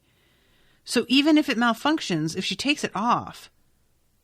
Is it not still on her skirts? No. She takes everything off. And because I'm looking for it right now. Okay. And she does not have it. She's not holding it in her hand. I'll send you a screenshot of this as well. Screenshot this whole entire fucking episode, evidently. But yeah, she is not holding it. She's not wearing clothing that could hide it. She doesn't have it. The fact that she still looks human doesn't make sense here. Yeah. So she jumps in and, like, apparently, like, gets eaten by her own kids because they think she's a human, but they shouldn't think that because this should not be happening to her. She doesn't keep human, like, she doesn't actually have a human form. The perception filter just messes with what you see. It doesn't change what you are. Yeah. So there's no reason for her to be, quote, stuck in her human, like, that's not how that works. These episodes drive me nuts, guys. They will have such a good idea, and then when it comes down to, like, the clutch moment, they always pull shit like this, where they have set the thing up for us and told us how it works, and then they completely backtrack it at the last second because they have written themselves into a corner. How are you going to do this? They didn't even really write themselves in a corner. She didn't have to throw herself into the water. To be eaten. She could have let herself die as a fish. Yeah. Out of water. She could have chosen to kill herself still holding the perception filter in her hand. True. I mean, this whole scene would have worked fine had she been holding it, which I, for some reason, thought she had been, but I'm looking at it now and she doesn't have it. I don't know why do they make these choices? Who is the person that's supposed to like read over these and check for plot holes and stuff? Because they should all be fired. This is just... So far this season, there are fewer plot holes than in previous seasons. There's fewer things to complain about. There definitely are fewer. They're just in more crucial places. Yeah. So it's much more glaring in their way because they feel like the whole plot hinges around them. And then at the last second, we're supposed to pretend that that didn't really matter or that we can do whatever we want with that. Mm-hmm. You know? They don't hold up to scrutiny, and I don't think that the people making the show expect anybody to be thinking too deeply about it. It's not scrutiny. We're going to make the entire thing about the weeping angels that you have to look at them. And then we're going to have the entire ending critical, like, climactic moment of the episode be that she is blind and can't open her eyes. That's not scrutiny. That is the most basic function of this creature you have created. There was somebody in the group who defended that, saying that she was told to walk as if she was seeing, and get out of here. That the weeping angels were confused by that. And while I understand where you're coming from with that thought, I don't agree. That's nonsense. And I really hope that whoever said that doesn't believe it and that they were like, this is just what I've read and I think it's stupid. I hope that they weren't seriously like, well, here's a perfectly good explanation. Because that is embarrassing. I just don't understand treating your own rules this way. Yeah. I don't get why you bother to create these like parameters if you're going to shit on them immediately in the same episode that you set them up. And in the case of this, you're right, it's such an easy thing to maintain. All she needs to do is have that perception filter on her person. Mm-hmm. Because the assumption is that it has to be on her or close enough to her, not that she can have it nearby. Yeah. Because if all she needed was to have it nearby, then I would imagine that she wouldn't carry it on her in case of it being damaged or something like that. Right. Or that she would set them up all around the like buildings so that she could walk from room to room without having to worry about it. Mm-hmm. Like it is the simplest thing to not do it this way. It's weird. It's so simple that I thought they didn't do it this way because I simply didn't pay enough attention.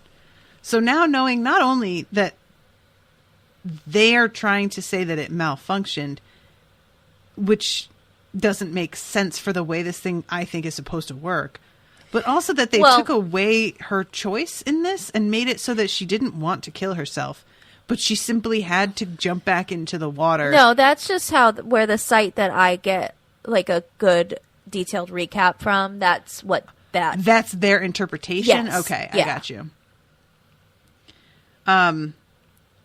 Yeah. That's annoying. But I'm glad that she goes out like a boss and makes the doctor climb a fucking tower. And she turns around and says, "Can your conscience carry the weight of another dead race?" Yeah. And I was like, that's a pretty good line, actually. Can it? He doesn't answer her. And he's like kind of coming at her like he's going to try and stop her. And she says, "Dream of us." And then jumps into the water. And the water begins roiling. And she vanishes.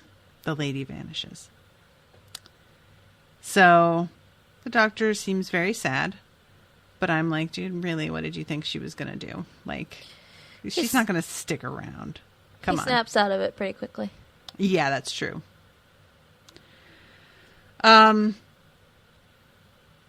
So the Doctor then is leading all of them back towards the TARDIS. And by all of them, I mean Amy and Rory. And Rory says, drop me back where you found me. I'll just say you've. And he starts to like come up with a story because he assumes Amy doesn't want him around. And it is just so heartbreaking. And she tells him, stay with us. Please. Just for a bit. I want you to stay. And the Doctor says, fine with me. And he says, yes, I would like that.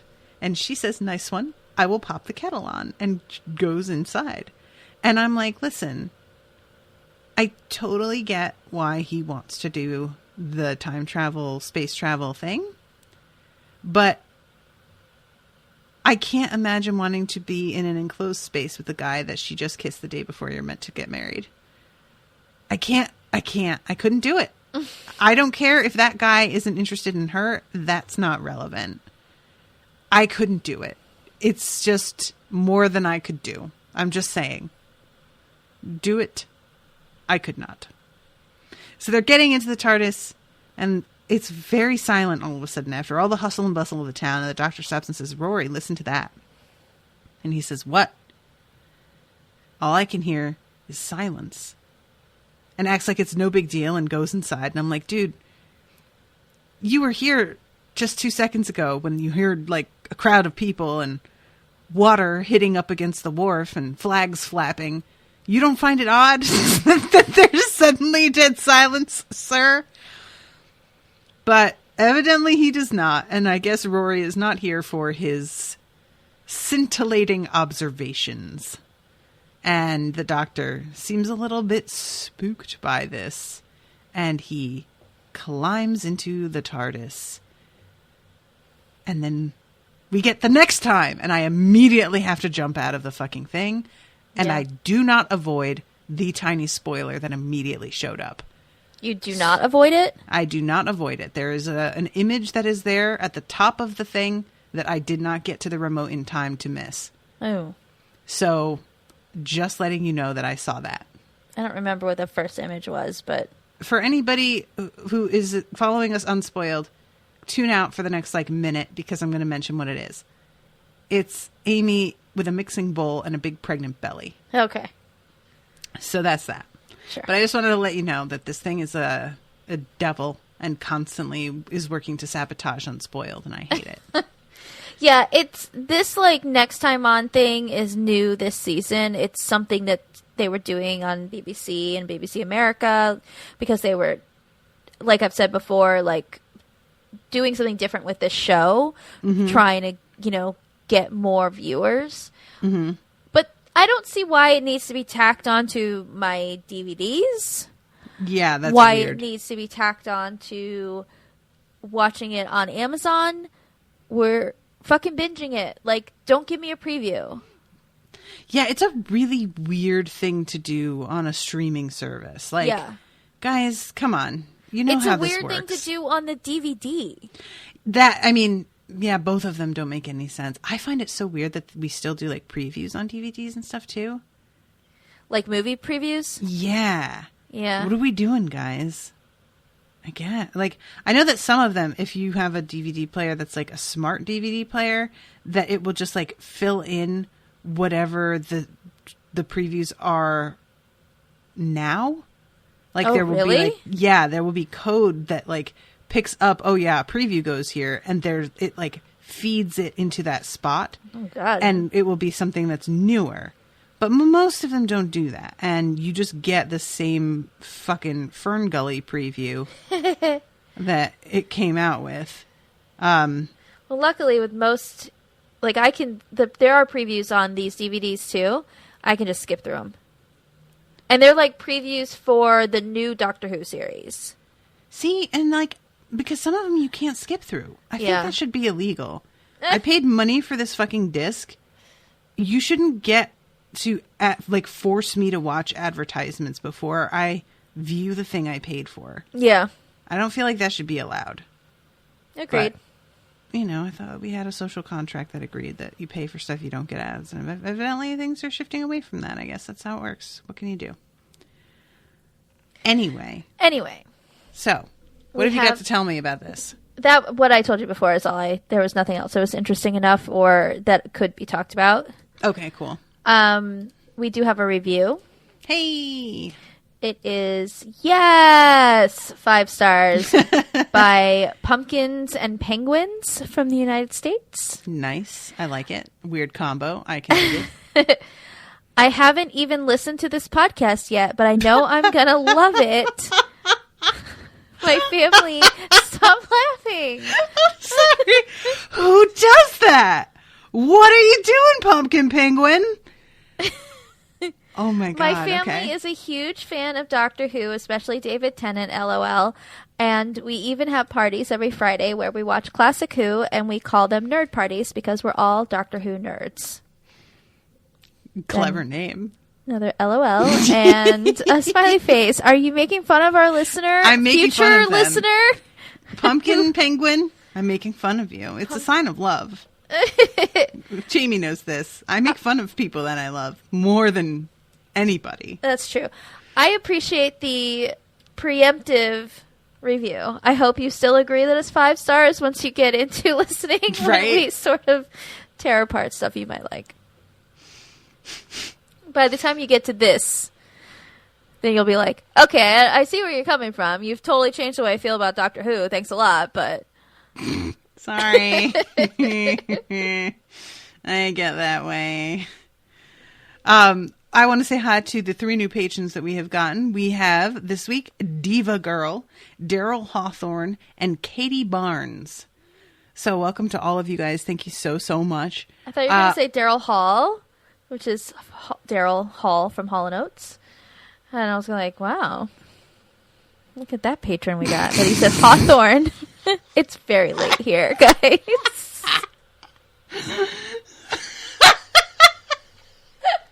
I really thought you were going to say Daryl Hall. And I was like, wow. Oh my God.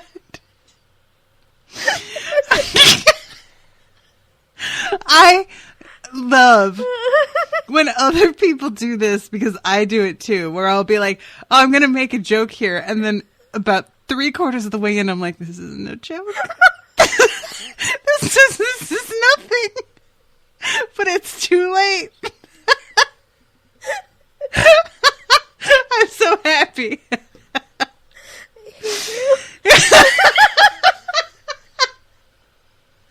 Oh, God. Hey, you committed. You tried to see it through to the end, even though there was no end. So, guys, update on the Song of Ice and Fire fundraiser. We are at 87%, chugging along slowly. Rashawn and I are considering leaving this fundraiser so that to continue, and in the meantime, we will take a short break, and Rashawn will watch the 3rd season of Westworld. We have covered the first 2 seasons, and then we can do the coverage of Westworld after it's over, and that will fill in that break pretty nicely. And by the time that's over, we will see if we have reached our goal. That gives us several extra months, but also gives us more content to cover. And it gives us a nice opportunity to fit Westworld in a timely fashion. Because I really hate covering something that's currently airing, but not getting back to it when it's out again.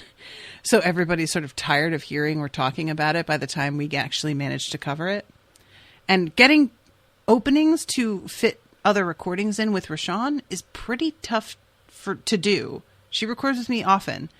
So if we don't take this break, Westworld Season 3 coverage may not happen for a long time. So I think this is what we want to do.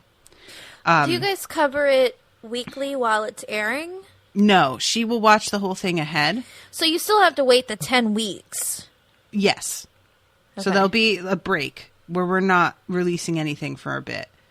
And then once that show wraps, we will start recording on it, and we will post that weekly. So it'll be several months probably into like, August, I guess, by the time we finish coverage of Westworld season 3. And so that gives us months of time to finish the fundraiser, which a lot of people were very, very sad that we had not reached our goal yet. So I'm trying to give it a little bit more time. Rashawn also wants to give it more time. I had said the beginning of March by the time we finished, like, the Harry Potter reread was the original cutoff date. So now-ish. And we're at 87%. So, we'll see. We'll see how it goes. But probably with the way things shook out, we would have wanted to cover Westworld anyway. And, we'll just, it'll be good to take a little break for both of us. And I am interested to get back into Westworld because season 1 was just unbelievable. Season 2 was, I don't know. And I'm really not sure what to expect for season 3. So I feel like that was an interesting one to follow along with because so much of it is unknown even to those who are spoiled. They will know within that season what it is that I don't know. And but as far as the big picture, a lot of times they don't have any idea. So it was sort of fascinating for me. I don't remember. I don't remember.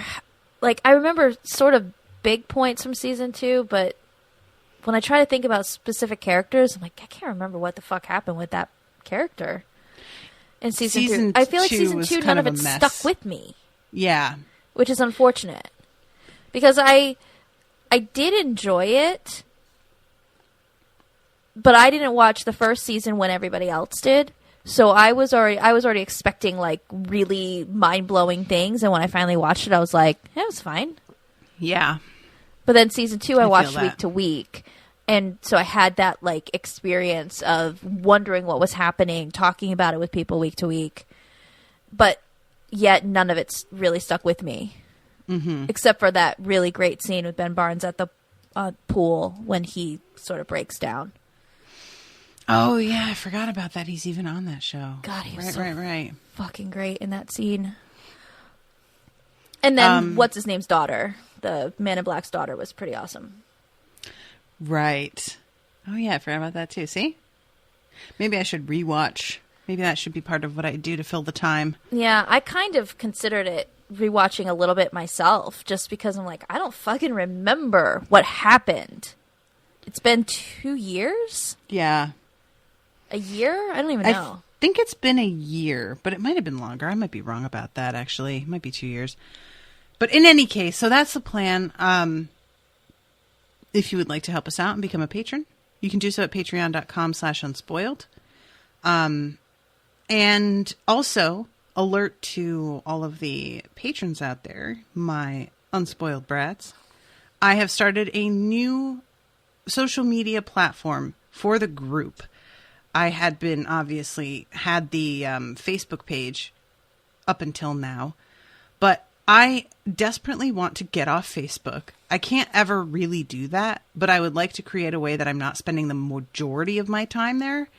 And I have a lot of patrons who were lamenting the fact that so much of the activity for the group happens on Facebook and isn't something that they can participate in because they don't have Facebook. And it was also not super organized, and Facebook has this thing they're doing now where they're like loading comments out of order. So you can't even have a fucking coherent conversation anymore. I don't understand why they're doing these things, making these changes. But regardless, I found this other platform and it functions very similarly to Facebook. I had tried to create a Discord for Unspoiled and it just didn't click for me. It didn't click for most other users. People didn't tend to use it, and I would go in trying to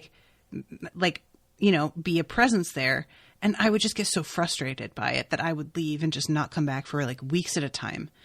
And I found it very disappointing, but I didn't really know what else to do. And then I stumbled across Mighty Networks, and it's a paid service, so I have to pay for this platform. But in my mind, that makes it better because it's not like Facebook acts like they're doing you a favor. and you just kind of have to put up with whatever the fuck they decide to do. This is your customer, and you can get in touch with them and, like, you know, demand answers about the way things happen. And I am, like, it's ad free. I can make different groups for each of the different shows that are private so that they can be full of spoilers about each show. And it's generally, I think, going to be a big improvement over Facebook. I totally understand if some people don't want to, like, download a new platform. I get it. But I'm not going to be in the Facebook group as often anymore. I will still leave that group open. It's still, you know, there are going to be other people that are in there. And so it will continue to, like, be self-functioning the way that it has been. But it's not going to be my go-to spot for talking to patrons anymore. This is going to be the thing. And the Discord, I'm going to leave open for a while. But I believe I'm slowly going to begin closing down channels and phasing it out completely. Because I just don't want to dilute the community too much. So, if you are a patron, if you sign up fresh, you'll get the link for joining this when you become a patron. And if you are a current patron, I'm going to be sending out a mass message to everybody with the link in it so that you can sign up. And it'll be a little bit of a learning curve figuring it out, but it's actually pretty straightforward once you get the hang of it. And I think that it'll be better in the long run for Unspoiled as a show and as a separate community, because I don't think Facebook's heading anywhere good. And I don't want to have my whole brand tied up so completely in Facebook that it's dependent on that platform for everything. So here's fingers crossed that Mighty Networks doesn't die on its own the way that other things that I have attempted to implement have died. Yeah. What was it called? Spreecast that, like, closed down while I was in the middle of a streaming video. Do you remember that? Yes. I was literally Were you in the middle of recording? Yeah. And it just went, my screen went, like, black. And all of a sudden it was like, sorry, Spreecast is shutting down. And I was like, I was mid-sentence. It was unbelievable. So yeah, Mighty Network seems to have a better, like, hold than that. And has become something that I've noticed around. So I have faith that that's not going to happen here. But Lord, it does make you a little gun shy. So yeah, I just wanted to announce that and let you all know what's going on. Like I said, you're not obligated to go over here, but this will be the center of activity. So just letting you all know about that. Anything you want to add, ma'am? No, I am getting used to what Mighty Networks is, as I explained to Natasha off the air. So it's still a learning process, how it functions and how to navigate.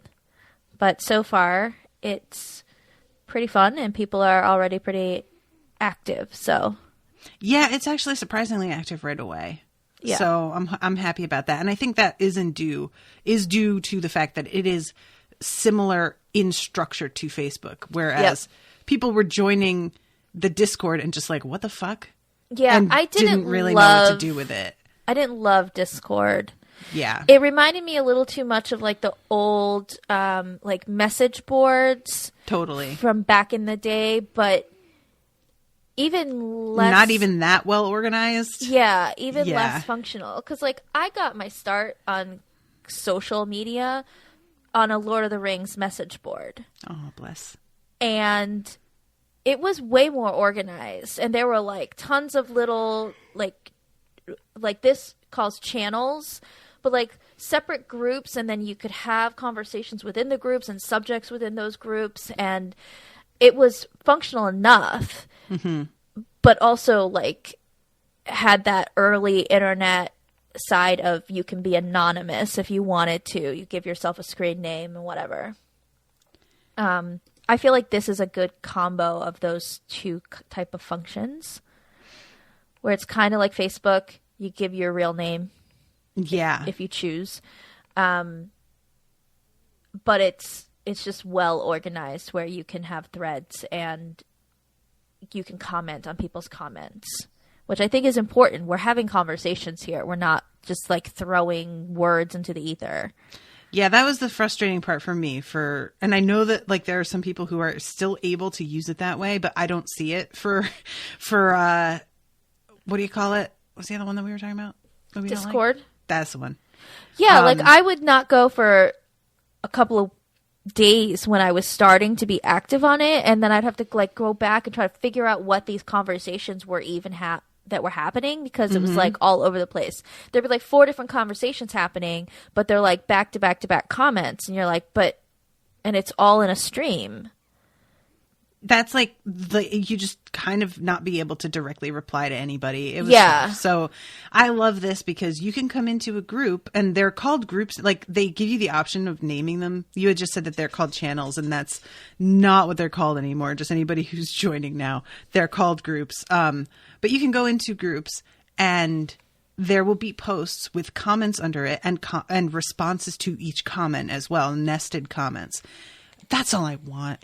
Shit like this. The only thing it's missing is GIF replies, which is a bummer. I miss that a lot. Yeah. But even so, I will manage. And I have been on some of their boards, and they said that they're working on that. So, is it possible to get a link to a GIF and put that in? And will it post a GIF? I have tried it. It works kind of. But you'll have to do it to see what I mean. Okay. But anyway, we're boring everybody. I just want to let everybody know that this is out there, that this is the thing. And, if you are somebody who is not on Facebook and wants a social community that you can like go into and just see the fun stuff about nerdy things that you want to see and talk to people who are like-minded and not deal with all the garbage on Facebook or, having a friend network that has your fucking racist aunt in it. This is the thing. So maybe you want to become a patron and get into this community because I think it's going to be pretty good. All right. Is there anything you want to add, ma'am, before we wrap? No, I'm good. All right, guys. Well, thank you all so much for listening. I hope you have enjoyed the show, and we will see you the week after next because Jamie will be going on vacation next week. Yep. With a new episode. So we'll see you in 2 weeks. Toodaloo, motherfuckers. Bye.